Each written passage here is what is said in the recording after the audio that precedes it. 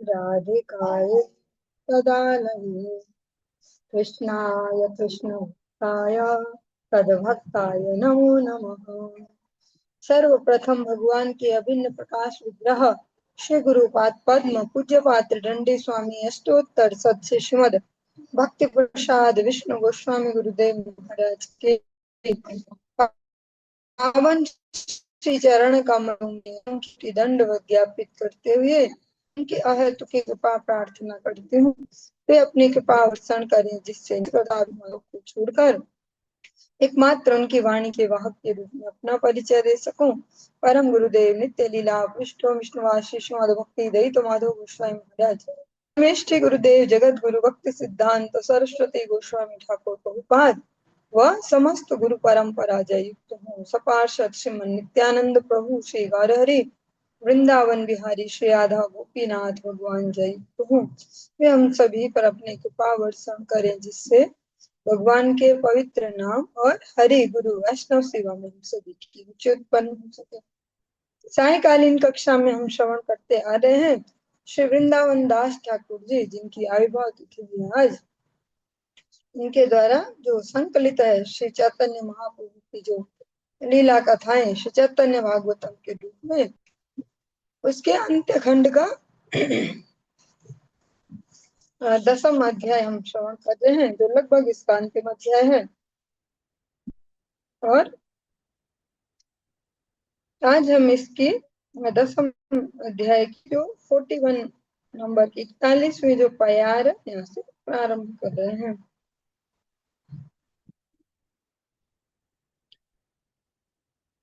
36 number से आज प्रारंभ करेंगे।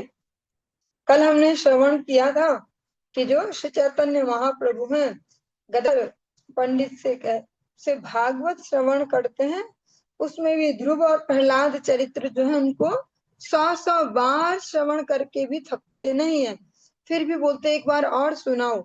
हर बार कुछ नवीन रस उनको इन चरित्रों में मिलता है और उनको वो रटे रटाई से याद हो गए। प्रहलाद की कथा, ध्रुव की कथा हमें तो याद ही हो गई, हमें पता है, हमें आ गई है। स्वयं भगवान जब इन चरित्रों को सुनते हैं बार बार आस्वादन करते हैं। 100 बार सुन के स्पष्ट लिखा कि वो शतावृत्ति पूर्वक बार बार श्रवण करते हैं, फिर बोलते एक बार और सुना दो, एक बार और सुना दो। इस प्रकार से इन चरित्रों को श्रवण करते हैं। जो स्वरूप दामोदर हैं वे कीर्तन करते हैं ऐसा जैसा भगवान को पसंद है, जैसा अपने को पसंद है ऐसा नहीं, जैसा भगवान को पसंद है। सावधानी से कीर्तन करते हैं जिसमें महाप्रभु नृत्य करते हैं और उनमें फिर अलग अलग जो प्रेम है, सात्विक प्रेम विकार है, वे उनमें दिखाई देते हैं। हमने कल श्रवण कर लिया था, आज हम इससे आगे श्रवण करेंगे। सन्यासी पार्षद यत ईश्वरेर हाय, दामोदर स्वरूप समान के हो नाय। यत प्रीतिश्वरेर पुरी गोसाई रे, दामोदर स्वरूपे रे तत् प्रीति करे। ईश्वर के जितने सन्यासी पार्षद थे, सन्यासी पार्षद श्री चैतन्य महाप्रभु के साथ में जितने भी सन्यासी हैं, उनमें से दामोदर स्वरूप, जो स्वरूप दामोदर के समान था। ईश्वर पूरी गोसाई से जितना प्रेम करते थे उतना ही प्रेम स्वरूप दामोदर से भी करते थे।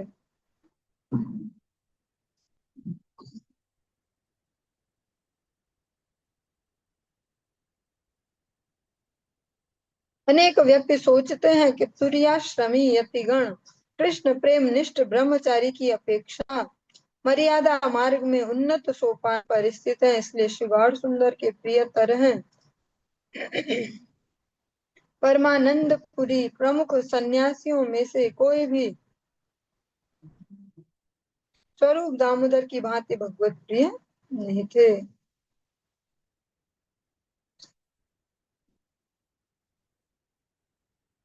इसमें 2 लोगों के नाम दिए, परमानंदपुरी और स्वरूप दामोदर।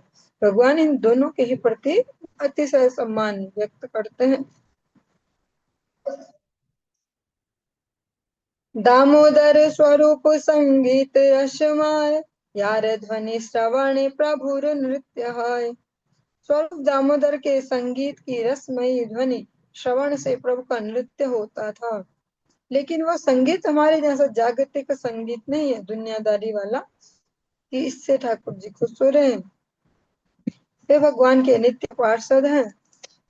स्वरूप दामोदर ताय रामानंद हम हमेशा श्रवण करते हैं। ललिता विशाखा सखियों के अवतार है इस गौर लीला में, इसलिए उन्हें पता है कि कैसा संगीत ठाकुर जी को पसंद है। जैसे कीर्तन भी है, भजन गीति में भी आप सब पढ़ते होंगे कभी कभी।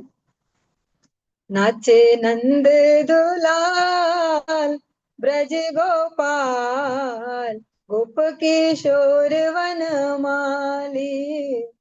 पुरानी गा रही, वो जो लाइन उस पे आ रहे, ललिता बजाय बंसी विशाखा मृदंग।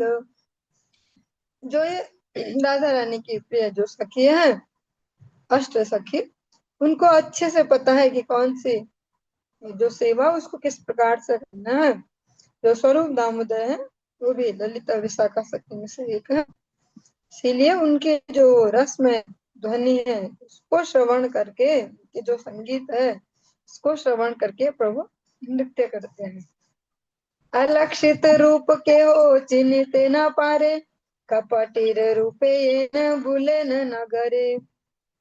कीर्तन करिते येन तुम्बुरु नारद, एका प्रभु नाचायन कियार संपद। सन्यासीर मध्य ईश्वरेर प्रिय पात्र, आर नाही एक पुरी गोसाईशे मात्र। दामोदर स्वरूप परमानंद पुरी, सन्यासी पार्षदे दुई अधिकारी। स्वरूप दामोदर अलक्षित रूप से कपटी की भांति नगर में भ्रमण किया करते थे। कोई भी उन्हें पहचानने में समर्थ नहीं होता था। तुम्बुरुधारी नारद की भांति वे कीर्तन करते थे। वे अकेले ही प्रभु को नचाने में सक्षम थे, और क्या संपद चाहिए। स्वरूप दामोदर सन्यासियों में से ईश्वर के प्रिय पात्र थे। एक पूरी गोसाई के अतिरिक्त उन जैसा और कोई नहीं था। सन्यासी पार्षदों में स्वरूप दामोदर और परमानंद पुरी ये दोनों अधिकारी थे। इसका जो तात्पर्य है इसको श्रवण करते चलेंगे। स्वरूप दामोदर के रसमय संगीत के श्रवण से महाप्रभु में नृत्य का उदय होता था। विभिन्न वेशभूषाओं से सज्जित होकर भ्रमण करने पर जिस प्रकार से सज्जाधारी के वास्तविक स्वरूप का परिचय नहीं मिलता है, उसी प्रकार से महाप्रभु ने निज भगवत्ता गोपनार्थ भक्त के कपट वेश में नगर में भ्रमण पूर्वक आत्म परिचय को गोपन किया था। स्वरूप दामोदर भी अलग प्रकार से ऐसा वेश धारण करके या इस प्रकार से नगर में भ्रमण करते हैं। कोई उनको वास्तव में नहीं पहचान सकता फिर कि इतने भजनानंदी हैं या भगवान के प्रिय पार्षद हैं। उदाहरण दिया कि जैसे कोई नट ऐसे अलग अलग, कोई कलाकार, कोई अभिनेता अलग अलग ऐसे वेश रचना बनाता तो उसको कोई पहचान नहीं पाता। ऐसे ही महाप्रभु भक्त के वेश में, भक्त के कपट वेश में, भक्त का वेश धारण करके सारे नगर में घूमते हैं, जिससे उनका भगवान होना किसी को पता नहीं चलता। निरवधि निकटे था के न दुई जान, प्रभु सन्यास करे दंडेर ग्रहण। पूरी ध्यान पर दामोदर कीर्तन, न्यासी रूपे न्यासी देह बाहु दुई जन। अहर्निश गौर चंद्र संकीर्तन रंगे, विहारे न दामोदर स्वरूपेर संगे। कि शयने की भोजने की वा पर्यटने, दामोदरे प्रभु न छाड़े न कोन क्षणे। दोनों निरंतर प्रभु के पास रहते थे, स्वरूप दामोदर और परमानंद पुरी जी। प्रभु के संन्यास के पश्चात इन्होंने दंड ग्रहण किया था। पुरी ध्यान परायण थे और दामोदर कीर्तन करते थे। अलग अलग भक्तों की अपनी अलग अलग कह सकते हैं रुचि है, अलग अलग उनका क्षेत्र है, अलग अलग अधिकार है।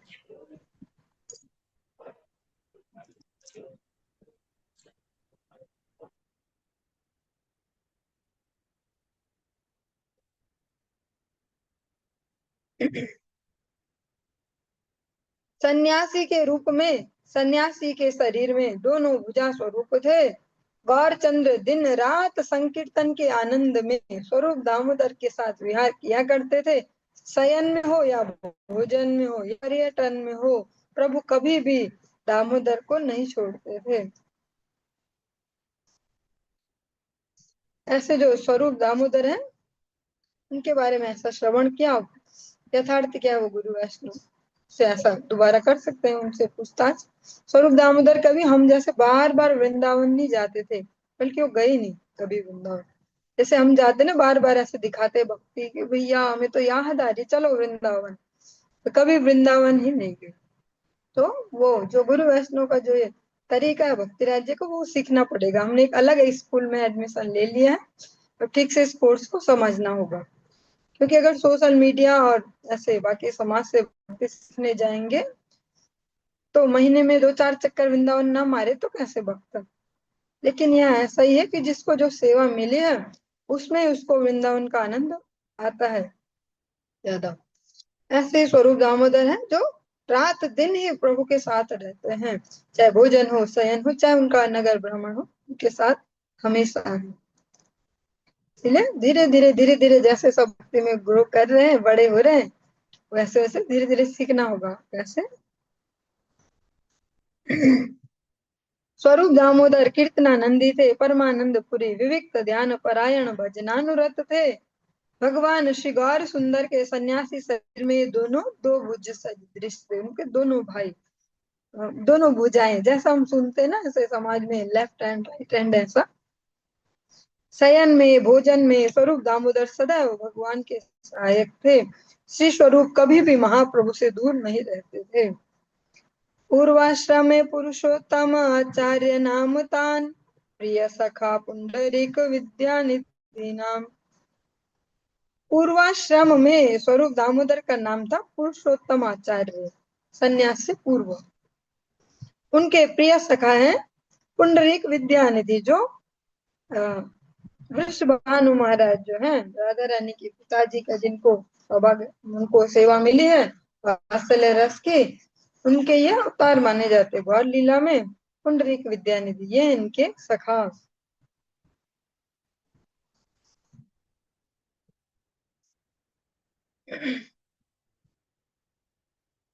पथ चलिते ओ प्रभु दामोदर गाने, नाचे न विभल है या पथ नहीं जाने। एकेश्वर दामोदर स्वरूप सहति, प्रभु से आनंदे पड़े ना जाने न कति। वा जल की वा स्थल की वा वन डाल, किछु किछु ना जाने न प्रभु गर्जे न विशाल। एकेश्वर दामोदर कीर्तन करेन, प्रभु रे ओ वन डाले पड़ित धरेन। दामोदर स्वरूपेर भाग्येर ये सीमा, दामोदर स्वरूप से तहार उपमा। पथ पर चलते समय भी प्रभु स्वरूप दामोदर के कीर्तन में विह्वल होकर नृत्य करते थे, पथ नहीं पहचान पाते थे। एकेश्वर दामोदर स्वरूप प्रभु के साथ रहा करते थे, प्रभु आनंद से गिर पड़ते थे, उन्हें पता भी नहीं चलता था कि वे कहाँ हैं।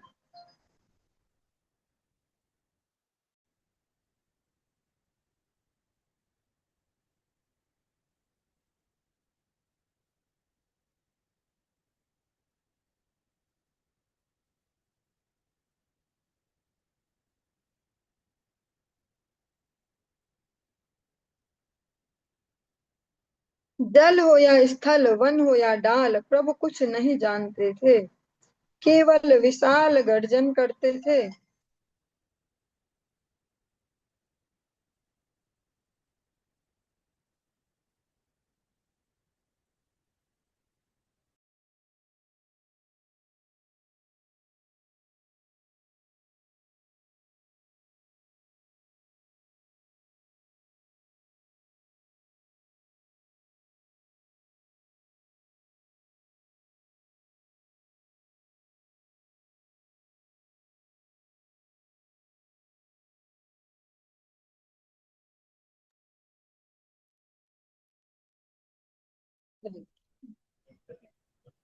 स्वरूप हेलो, दामोदर के आवाज नहीं आ रही।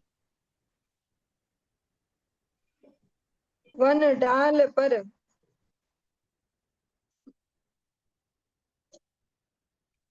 डाल पर प्रभु के गिरने के समय उन्हें पकड़ते भी थे। दामोदर स्वरूप के बाद दामोदर ही उसकी उपकरण भक्त नहीं रहे। जो चरितावली है गौर पार्षद, उसको भी हमने श्रवण किया। नित्य लीला पृष्ठों विष्णुवाशिष्मत भक्ति वल्लभ तीर्थ गोस्वामी महाराज जी, जो हमारे ज्येष्ठ गुरुदेव हैं, गुरुदेव के ज्येष्ठ गुरु भ्राता, उन्होंने उसको संकलन किया। उसको भी हमने श्रवण किया था, लगभग 2-3 साल हो गए शायद से लगभग। उसमें भी हमने बहुत अच्छे से ये जो स्वरूप दामोदर जी हैं, इनका चरित्र बहुत अच्छे से सुना था। उसमें तो और अच्छे से था, विस्तार से एक एक भक्त का। स्वरूप दामोदर भगवान के बिल्कुल ही निकटस्थ भक्त, जिनका बहुत ज्यादा अधिकार है सेवा में। ऐसे जब भी वे पथ पर चलते, रास्ते में जा रहे होते, स्वरूप दामोदर उनमें अकेले में इतनी सामर्थ्य है कि वे अपने कीर्तन से भगवान तक को नचा दे। हमें इतनी सामर्थ्य नहीं है अकेले में कि हम कुछ गाएं तो हम अपने को भी प्रसन्न कर पाए। हमको भी चाहिए एक दो हूँ, कोई ढोलक बजाए, कोई कुछ करे ऐसे। उनमें अकेले में इतनी सामर्थ्य है। जब वो कीर्तन करते हैं तो जो राधा कृष्ण मिलित तनु है, इसमें जो विशेष बात है वे यही है कि राधा रानी और ठाकुर जी जो मिलित होते हैं, वे उनके कीर्तन से विवल हो पड़ते। विवल होना मतलब ऐसा नहीं कि प्रसन्न हो गए थोड़े से, एक सबसे एक्सट्रीम लेवल, जिसको हमारे लिए समझना भी बहुत मुश्किल होगा। मुश्किल क्या होगा हमारे लिए, वो ऐसे अचिंत्य है, हम सोच भी नहीं सकते। भगवान ऐसे विवल होकर नृत्य करते तो रास्ते का भी पता नहीं चलता। हम तो देखते देखते चलते हैं, जैसे संकीर्तन में कहीं चलते हैं, कहीं पे कचरा है थोड़ा दूर से चलो, कहीं पानी है थोड़ा कपड़े यहाँ से कर लो। अकेले ही स्वरूप दामोदर उनके साथ रहते, और जहां भी श्री गौर हरि अपने अपने ही नाम के कीर्तन में विवल होकर कहीं गिर पड़ते, कहीं कुछ भी होता उनके उस कलेवर में, तो स्वरूप दामोदर उनको संभालते। स्वरूप दामोदर जी का जब हमने चरित्र अलग से श्रवण किया, तब श्रवण किया अलग अलग घटनाएं। कभी इस प्रकार से जगन्नाथ जी के श्री मंदिर के आगे कुछ गैया कुछ चाट रही है, कुछ पड़ा हुआ सा है, कहीं से भक्त आते, क्या हो रहा है क्या हो रहा है। स्वरूप दामोदर ही फिर उनको फिर वापस चेताते हैं। अलग अलग भगवान जब भी विवल होते अपने ही नाम के कीर्तन में, वे उनको वापस से बाह्य स्फूर्ति में लाते। कभी किसी वृक्ष में, कभी किसी जल में, कभी कहीं भी, जहां भी वो गिर पड़ते उनको वही संभालते। स्वरूप दामोदर जी के लिए कहा कि उनकी तुलना और किसी से नहीं हो सकती, उनसे ही हो सकती है। वो ऐसे अकेले हैं।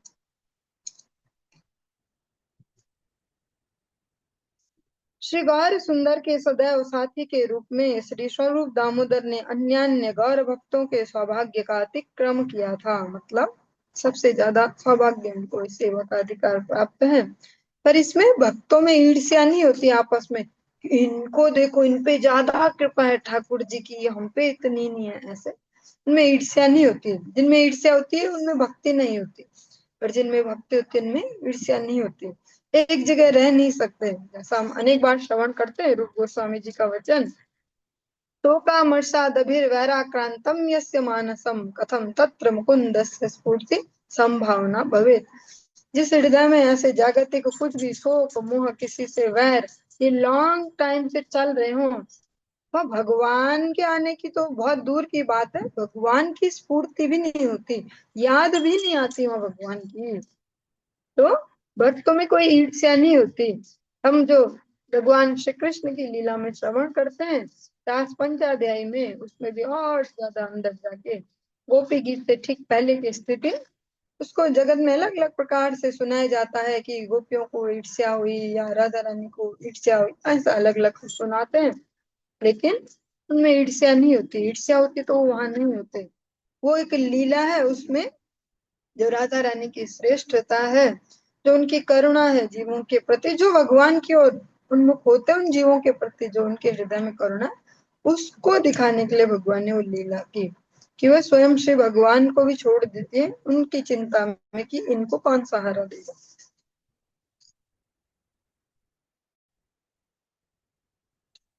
कभी कभी वन में वृक्ष की शाखा पर महाप्रभु के प्रेमावेश में गिरते समय स्वरूप दामोदर उनकी रक्षा किया करते थे, ताकि गिरते समय महाप्रभु के चिन्मय कलेवर को चोट न पहुंचे।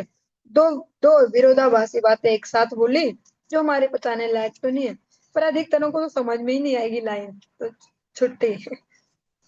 ताकि गिरते समय महाप्रभु के चिन्मय कलेवर को चोट न पहुंचे।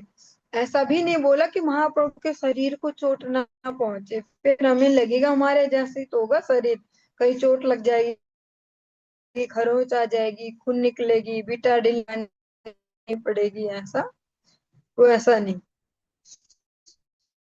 साथ में कर भगवान का हमारे देखते हैं तो भगवान जी इनको तो कुछ ही नहीं होगा, गिर जाएंगे तो क्या हो गया, ऐसा भी नहीं है। वे उनको चिन्ह में भी जानते फिर भी उनकी रक्षा करते हैं। इसलिए श्री स्वरूप दामोदर सभी प्रकार से यत्न पूर्व अनुपम सेवा प्रवृत्ति को प्रकट किया करते थे।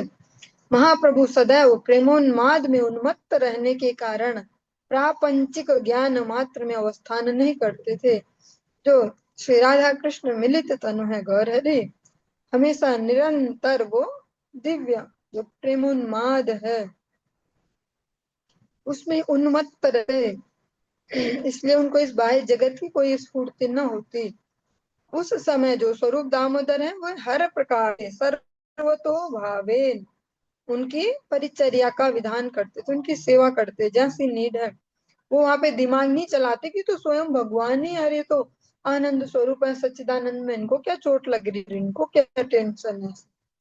वो यत्न से उनकी सेवा करते, और यही फॉर्मूला गुरु वैष्णव के साथ भी चलता है। वह वो वाला फॉर्मूला नहीं चलाते कि गुरुदेव तो भगवान का प्रकाश विग्रह, इनको क्या सेवा की जरूरत, इनको क्या पूछना कि आपको कुछ चाहिए, या इनका क्या देखना, इनको कुछ असुविधा, इनको कुछ असुविधा नहीं है, ये सब दिव्य है। ऐसे नहीं, दिव्यता भी साथ साथ ध्यान से, साथ साथ का जो प्रैक्टिकल अभी नीड है, जो उनकी सेवा के लिए आवश्यक है, वो सब करने की प्रवृत्ति भी होनी चाहिए, दोनों ही एक साथ। एक दिन महाप्रभु आविष्ट हैया, पड़ीला कुपेर माझे आछाड़ खाइया, देखिया अद्वैत आदि सन्मोह पाइया, क्रंदन करे न सबे सिर हाथ दिया, किछु ना जाने न प्रभु प्रेम भक्ति रसे, बालकेर प्राय ये न कूपे पड़ी भासे। एक दिन आविष्ट महाप्रभु पछाड़ कर कुएं में गिर पड़े, देख कर सम्मोहित अद्वैत आदि भक्त वृंद सिर पर हाथ रखकर क्रंदन करने लगे। प्रेम भक्ति रस के कारण प्रभु कुछ नहीं जानते थे, कुएं में गिरकर प्रभु बालक की भांति बह रहे थे, उनको कोई बाह्य स्फूर्ति न रहती, क्योंकि स्वयं राधा रानी का भाव लेके भगवान श्री कृष्ण आए हैं, तो उन्हें राधा रानी के भाव को तो अब कोई भी ऐसे व्यक्त नहीं कर सकते, जिनको स्वयं महादेव निरंतर जिनकी कृपा के लिए याचना करते हैं, उनका स्तव स्तोत्र गाते हो, वो श्रीमती राधिका रानी स्वयं आज है गौर हरि के स्वरूप में। तो उनको कोई बाहर की स्फूर्ति न रहती, वो हमारे जैसे ऐसे दिमाग चला के भक्ति नहीं हो सकती उनकी, तो हमको तो टाइमिंग का भी पता है, सब कुछ भी है, सब सेटिंग भी करनी है से। जब मैं बार बार ऐसी कोई तुलना से कुछ कहूँ तो आप लोग ना माना करे, वो मैं अपनी कह रही हूँ। प्रेम भक्ति रस के कारण प्रभु कुछ नहीं जानते, कुएं में गिरकर प्रभु बालक की बह रहे थे, वो डूबते जाए वहां बह रहे हैं कुएं के अंदर, कुछ ध्यान नहीं है। ते छाणे कूप हेल नवनीत माय, प्रभुर श्री अंगे किछु छत नहीं हाय, एको न अद्भुत यार भक्त प्रभावे, वैष्णव नाचिते अंगे कंटक न लागे। उसी क्षण कुआं जो कूप है वो नवनीत में हो उठा, वो मक्खन जैसा हो गया, प्रभु के अंग पर भी कोई चोट नहीं पहुंची। इसमें आश्चर्य की क्या बात, उनकी भक्ति के प्रभाव से नृत्य करते समय वैष्णव के अंग पर कांटे नहीं चुभते। अच्छे से वृंदावन दास ठाकुर जी ने बहुत अच्छे से इस ग्रंथ को संकलित किया है, बहुत ही चतुराई के साथ भी ऐसे। यहाँ पे उदाहरण दे रहे हैं श्री गौर हरि का कि वे कुएं में गिर पड़े अपने ही नाम में विवल होके, तो कुएं का जो जल है या वहाँ जो पत्थर हो सकते हैं उनके लिए वो मक्खन जैसा हो गया, तो चोट कैसे लगेगी।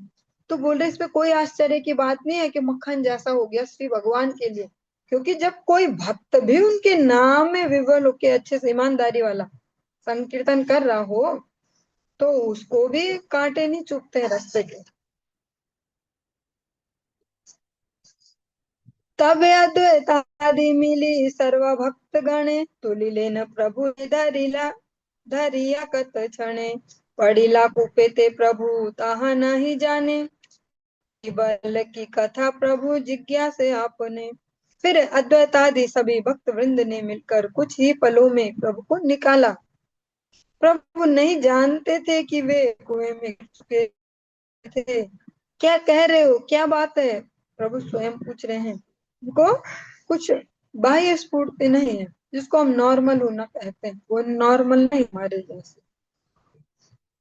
बाह्य न जाने प्रभु प्रेम भक्ति रसे, असर्वज्ञ प्राय प्रभु सबारे जिज्ञासे, श्री मुखेर सुनी अति अमृत वचन, आनंदे भासे न अद्वैत आदि भक्तगण।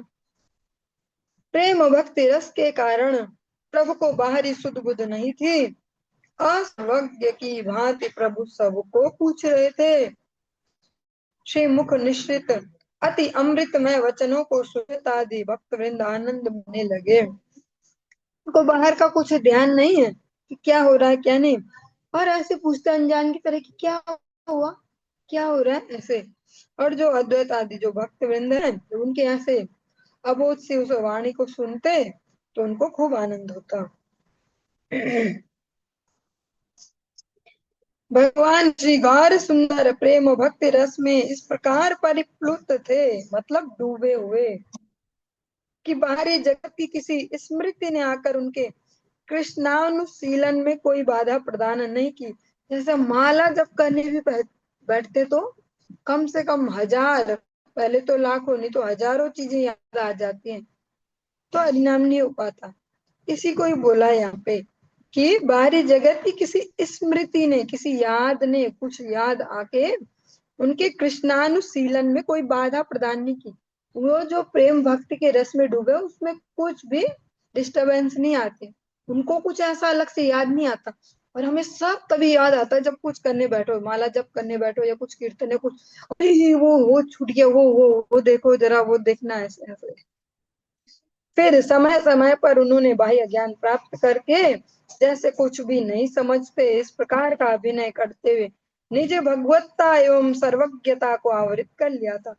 और जब कभी ऐसा करते ना लीला कि अभी वो नॉर्मल है हमारे जैसे, जिसको हम वो नॉर्मल होना, तो तब भी ऐसे अनजानों की भांति व्यवहार करते, अपनी जो भगवत्ता है, जो उनका सुविज्ञो, जो भागवतम में कहते हैं वो सब कुछ जानने वाले, उसको वो छुपा देते, ढक देते, किसी को पता नहीं चलने देते कि ये ऐसे है।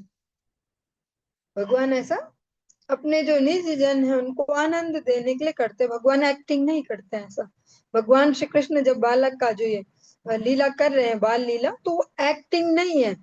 एक्टिंग तो ये हुई कि एक्टर को पता है कि मैं ये हूं और मैं ये रोल प्ले कर रहा हूँ और मुझे अच्छे से एक्टिंग करनी है।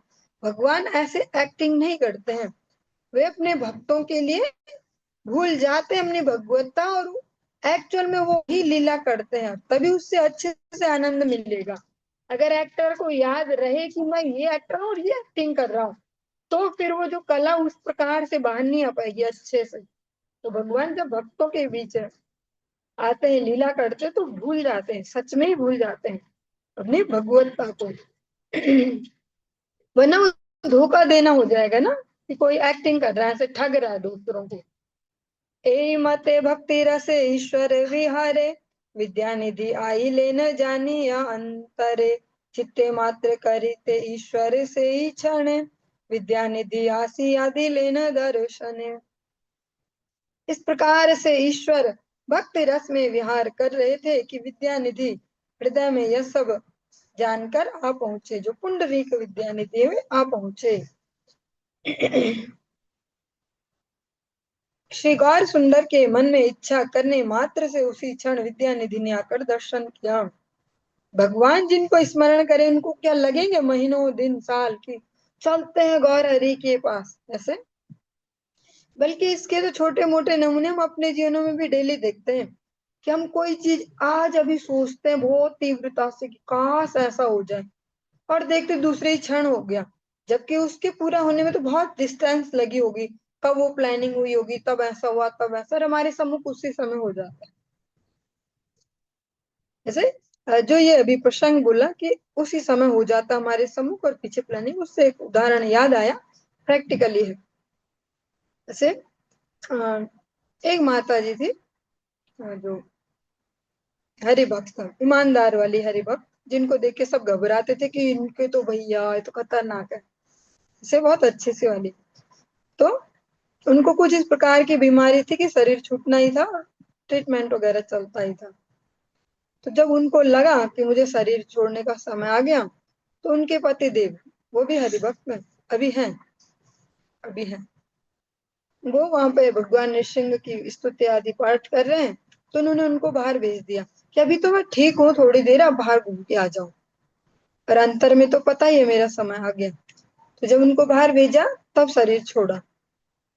शरीर को लेके जब फैमिली मेंबर, जब वो थोड़ी देर में अंदर आए तो देखा गए, शरीर लेके जब तक घर पहुंचे, वहां दो ब्रह्मचारी, दो साधु पहले ही वहां बैठे हुए उनके इंतजार में, परिवारजनों ने, और वो भी गोकुल से।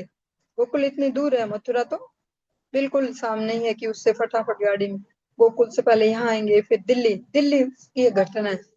वो वहां से चल के उनके घर में भी बैठे हुए हैं, वो हॉस्पिटल से पहुंचे, वो घर में बैठे दो साधु, और कुछ ही वर्ष हुए अभी इस घटना को, ज्यादा से ज्यादा 10-12 शायद इतने। वो उनसे उनसे पूछा परिवार वालों ने भी, जो भी थे, कि आप लोगों का कैसे आना हुआ, मतलब ऐसे अचानक। तो बोला हमको गुरुदेव ने बोला था यहाँ आने को कि ऐसा ऐसा। तो उनको पहले ही पता कि ऐसा होने वाला है, उनकी तैयारी फिर सब उन्होंने की, विदाई की, तिलक आदि जो भी हो, इस प्रकार से सब कुछ। तो इस ये जो प्रैक्टिकल एग्जाम्पल है, इनसे हम थोड़ा अच्छे से समझ पाते हैं। ऐसे तो लगता कुछ सुनाते हैं, शाम को क्लास चलती है, कथा कुछ सुनाते हैं, हम सुनते रहोगे। तो जो पुंडरीक विद्यानिधि है, जैसे श्री गौर हरि ने याद किया, तुरंत उपस्थित। विद्यानिधि देखी प्रभु हासिते लागिला, बाप आइला बलिते लागिला। विद्यानिधि को देखकर प्रभु हंसने लगे और बाप आ गए ऐसा कहने लगे। उनको इस प्रकार से गौर हरि हमेशा पिता मतलब बाप ऐसा कहते ही संबोधन करते हैं, पुंडरीक रे बाप रे, इस प्रकार से। प्रेम निधि प्रेमानंदे हैला विभुआल, पूर्ण हैल हृदय रे सकल मंगल।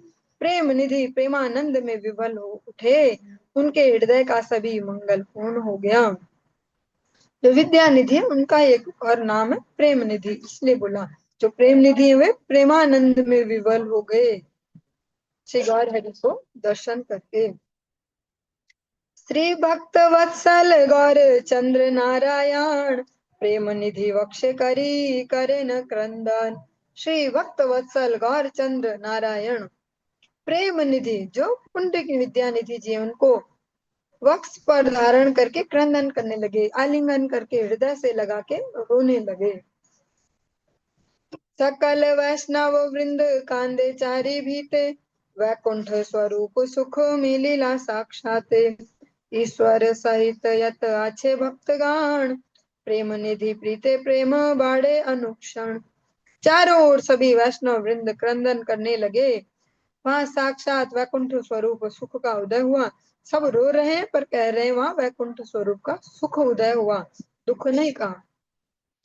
ईश्वर के जितने भी भक्त वृंद थे, प्रेम निधि के प्रति प्रीति के कारण उन सबका प्रेम अनुक्षण बढ़ने लगा।